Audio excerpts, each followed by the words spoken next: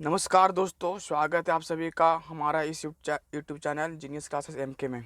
दोस्तों, आज हम आप लोगों के लिए पॉलिटी मतलब भारतीय संविधान का टॉप 500 क्वेश्चन का सीरीज चला रहा था, जिसका आज पार्ट 2 कराया जाएगा।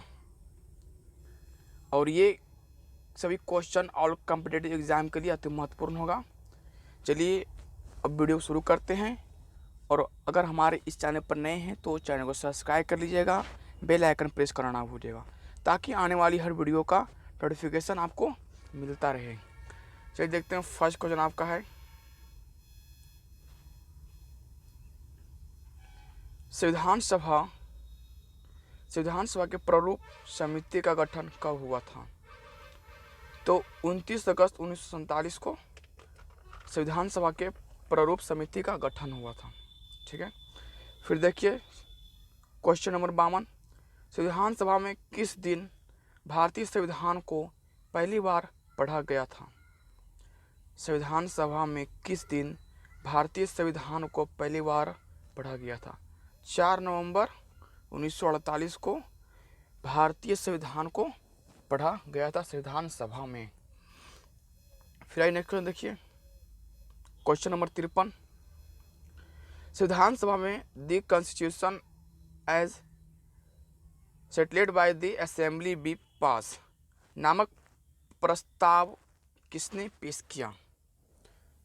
तो ये भीमराव अंबेडकर ने प्रस्ताव ये पेश किया था। ठीक है, फिर आइए नेक्स्ट क्वेश्चन देखिए, question number 54, the constitution as settled by the assembly be passed नामक प्रस्ताव किस वर्ष पारित हुआ था?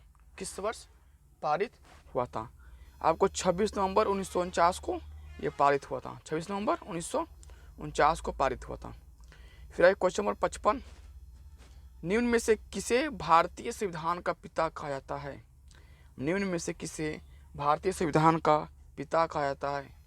तो आपका आंसर आ जाएगा भीमराव अंबेडकर। कौन होगा? भीमराव अंबेडकर। फिर आइए नेक्स्ट क्वेश्चन, 56 नंबर क्वेश्चन, भारतीय संविधान पूर्ण रूप से किस वर्ष लागू हुआ था? भारतीय संविधान पूर्ण रूप से किस वर्ष लागू हुआ था? तो 26 जनवरी 1950 को पूर्ण रूप से लागू हुआ था भारतीय संविधान। फिर आइए क्वेश्चन नंबर 57, संविधान सभा के लिए हुए चुनाव में मुस्लिम लीग ने कितनी सीटें जीती? संविधान सभा के चुनाव के लिए हुए चुनाव में मुस्लिम लीग ने कितनी सीटें जीती? तो मुस्लिम लीग ने 73 सीट जीती थी, 73 ओनली 73। आइए क्वेश्चन नंबर 58, 296 सीटों पर संविधान सभा के लिए हुए चुनाव में कांग्रेस ने कुल कितनी सीटों जीती थी? 296 सीटों पर संविधान सभा में चुनाव हुआ था, उसने कांग्रेस में कुल कितने सीट जीता था? तो 208 सीट कांग्रेस ने जीती थी। फिर एक क्वेश्चन आइए 59 नंबर, किस संविधान निर्माता को आधुनिक मनु की संज्ञा दी जाती है? तो आपको भीमराव अंबेडकर को दिया जाता है। ठीक है, फिर आइए नेक्स्ट क्वेश्चन, क्वेश्चन नंबर 60 आइए, पहली बार किस दिन पूर्ण स्वराज दिवस मनाया गया था? पहली बार किस दिन पूर्ण स्वराज दिवस मनाया गया था? तो 26 जनवरी 1930 को मनाया गया था। फिर क्वेश्चन नंबर 61, भारतीय संविधान की शुरुआत के साथ ही किस अधिनियम को समाप्त कर दिया गया? भारतीय संविधान के शुरुआत के साथ ही किस अधिनियम को समाप्त कर दिया गया? तो भारतीय स्वतंत्रता अधिनियम 1947 और भारतीय शासन अधिनियम 1935 को समाप्त कर दिया गया। फिर देखिए नेक्स्ट क्वेश्चन, क्वेश्चन नंबर 62 देखिए, किसने प्रारूप समिति को अपवाहन समिति कहा था? किसने प्रारूप समिति को अपवाहन समिति कहा था? तो निराजुद्दीन अहमद। ठीक है, फिर देखिए नेक्स्ट क्वेश्चन, किसने संविधान सभा को हिंदुओं का निकाय कहा था? किसने संविधान सभा को हिंदुओं का निकाय कहा था? लॉर्ड विस्काउंट। ठीक है, फिर आइए क्वेश्चन नंबर 64, संविधान सभा ने किस जानवर को प्रतीक या मुहर के रूप में अपनाया था?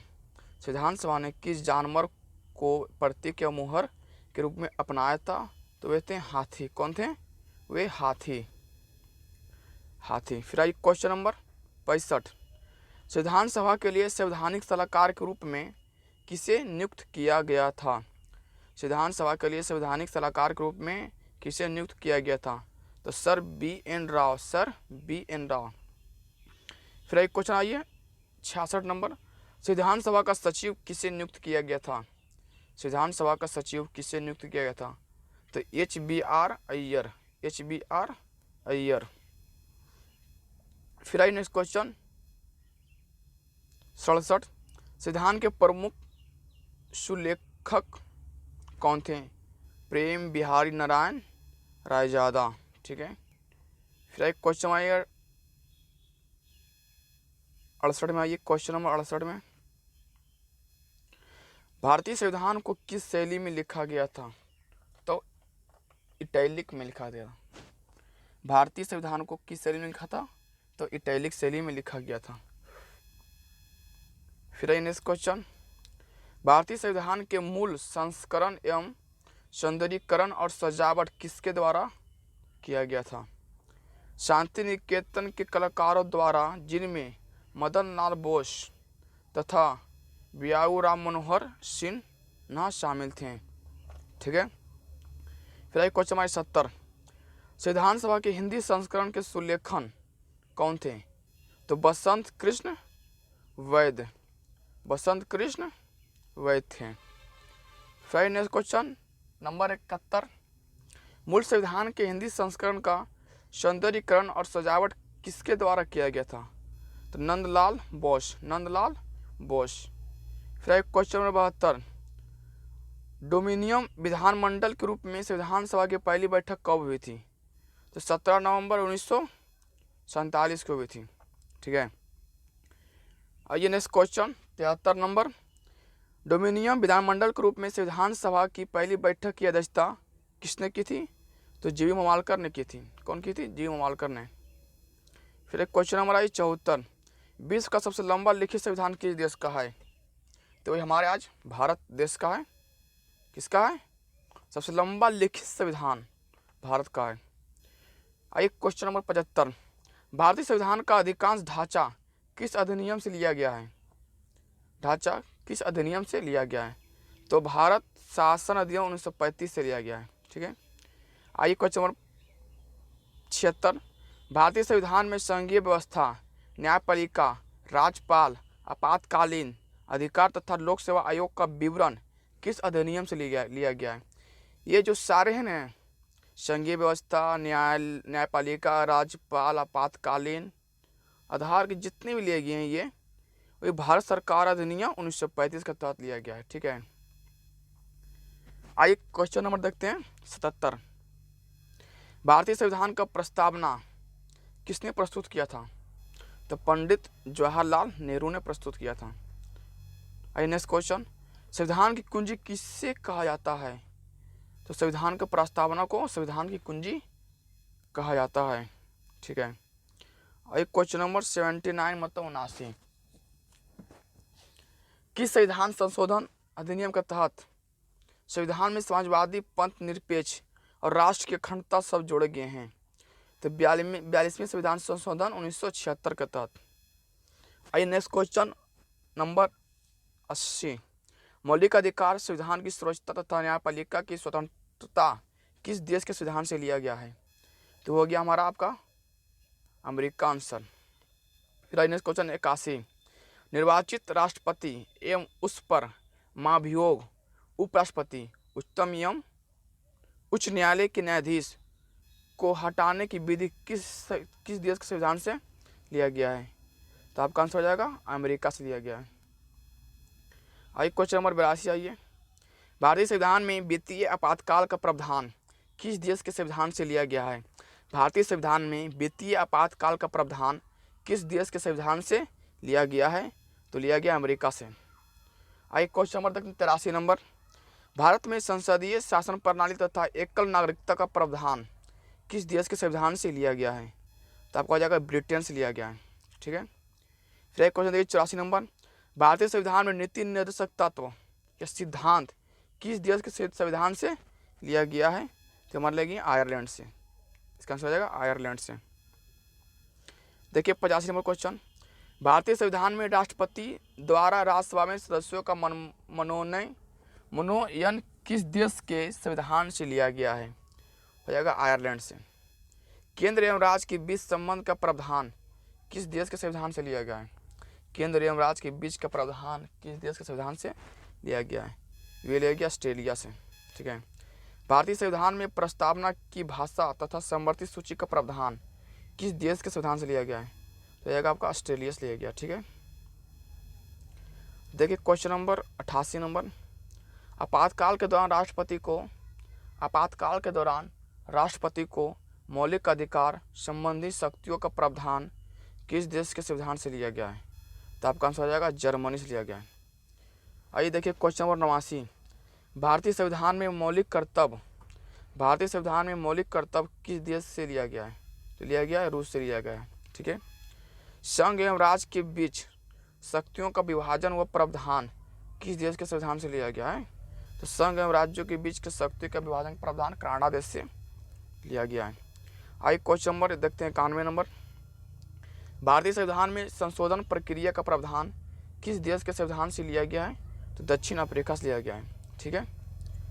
फिर देखिए क्वेश्चन नंबर 92, संघ एवं राज्य तथा केंद्र शासित प्रदेशों का उल्लेख किस अनुसूची में मिलता है? तो पहली अनुसूची में मिलता है। ठीक है। आइए नेक्स्ट क्वेश्चन, भारतीय संविधान के किस संशोधन द्वारा दिल्ली को राष्ट्रीय राजधानी क्षेत्र का दर्जा दिया गया है? तो 69वां संशोधन 1991 के तहत दिया गया। ठीक है। आइए नेक्स्ट नंबर देखते हैं क्वेश्चन नंबर 94, भारतीय राज्य व्यवस्था के विभिन्न पदाधिकारियों जैसे राष्ट्रपति, राज्यपाल, राज्यसभा के सभापति और लोकसभा के अध्यक्ष तथा उपाध्यक्ष के वेतन, भत्ते और पेंशन आदि का उल्लेख किस अनुसूची में किया गया है? तो जितने सारे हैं वे दूसरी अनुसूची में दिया गया है।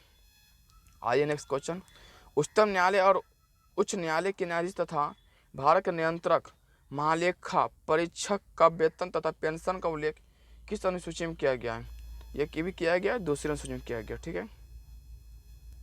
देखिए नेक्स्ट क्वेश्चन 96 नंबर, शहरी क्षेत्र के स्थानीय शासन संस्थाओं को कार्य करने का उल्लेख है किस अनुसूची में मिलता है? ये 12वीं अनुसूची में मिलता है।